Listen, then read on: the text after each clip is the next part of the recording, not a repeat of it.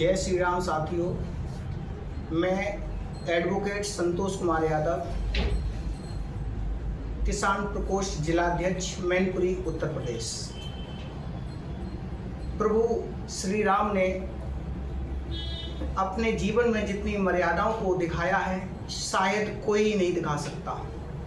विश्व उनके इस आदर्श पर चलने का प्रयास करता है और सारा विश्व भगवान श्री राम को अपने जीवन का एक आदर्श समझता है। और ये भी कहा जाता है कि जीवन जीने और आदर्श प्रस्तुत करने की कोई कला सीखे तो भगवान श्री राम से सीखना चाहिए। भगवान श्री राम से ज़्यादा आदर्श और किस रास्ते पर कैसे चलना चाहिए कोई दुनिया का कोई भी देवी देवता महान पुरुष कोई भी इतना बढ़िया आदर्श प्रस्तुत नहीं कर सकता है। लेकिन हमारे धर्म के ठेकेदारों जिन्होंने राम को संभालने की जिम्मेदारी ली है, उन्होंने हमारे प्रभु श्री राम के साथ जो धोखा किया है वह बहुत शर्मसार है। इसके लिए हमारे प्रभु श्री राम को भी कष्ट हुआ होगा कि जिन्होंने भक्ति के नाम पर श्री राम की चंदा की चोरी की है उनको प्रभु कभी माफ़ नहीं करेंगे। आपने धर्म का ठेका लिया था और जिन लोगों ने प्रभु राम के शीश चरणों में अपने दान को दिया था जिससे कि एक दीन दुखी असहाय लोगों की सेवा की जाए, वो चंपत राय चोर ने चंदा को चोरी कर लिया और प्रभु श्री राम का जो कोष था उसको अपने पेट में हजम कर लिया है। ये धर्म के ठेकेदारों के खिलाफ किसी भी कार्रवाई नहीं की जाती है। मुझको तो ऐसा भी प्रतीत होता है कि यदि इनके खिलाफ सीबीआई ईडी किसी प्रकार की भी यदि जांच कराई दी जाए या फिर एफआईआर दर्ज करा दी जाए तो कहीं ईडी सीबीआई और एफआईआर भी चोरी न हो जाए, क्योंकि इनके रक्षक यही हैं।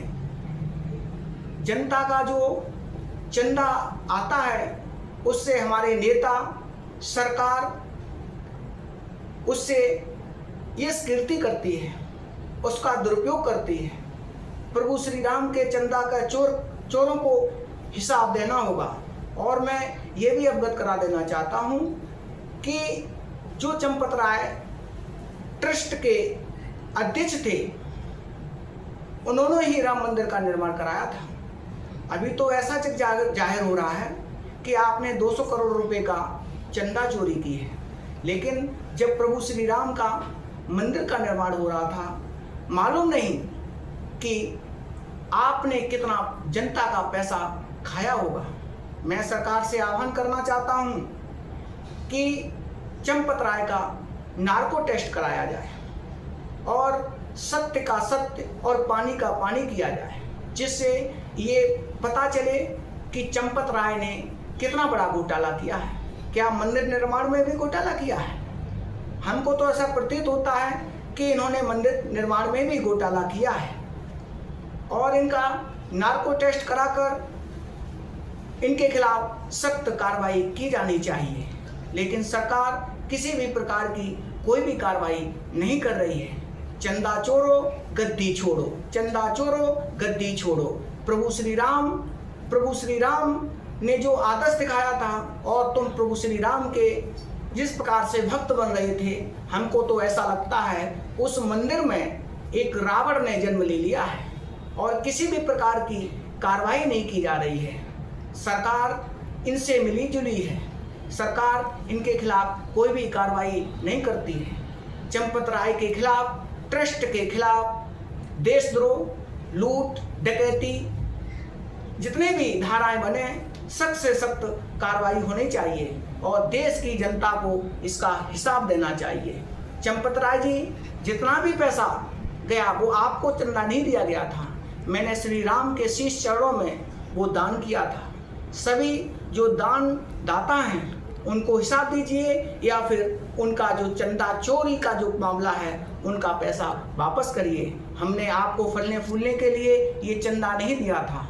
और इसकी जांच ये भी होनी चाहिए कि चंपत राय जब इस ट्रस्ट के मालिक नहीं थे तब इनके पास संपत्ति कितनी थी, और जितने दिनों से ये ट्रस्ट के अध्यक्ष हैं उस टाइम से लेकर अब तक इनकी प्रॉपर्टी में और पूंजी में कितनी वृद्धि हुई है, और ये पूंजी कहाँ से लेके आए हैं। और मैं देश के और नौजवानों से और प्रभु श्री राम से आस्था रखने वाले लोगों से भी कहना चाहता हूँ, प्रभु श्री राम से हमारा हमेशा नाता रहा है और रहेगा।